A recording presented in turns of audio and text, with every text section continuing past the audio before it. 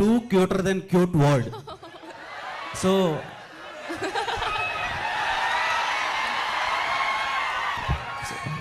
Looks చాలా బాగున్నాయి, looking gorgeous.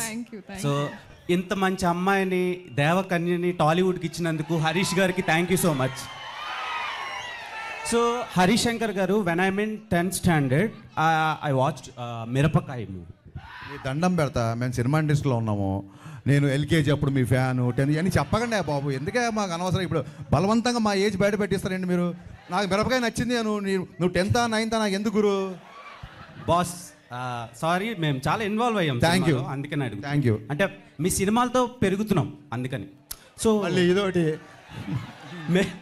మిరపకాయ మూవీలో రవితేజ గారికి ఒక మంచి కంబ్యాక్ ఇచ్చారు. అట్ ద సేమ్ టైం ఆ యాటిట్యూడ్ జనాల్లోకి ఇంజెక్ట్ చేశారు. సో కంపేర్ టు మిరపకాయ, ఈ ఫిలిం ఎంతవరకు కనెక్ట్ అవుతుంది? బెటర్ దెన్ మిరపకాయ ఉండబోతుందా?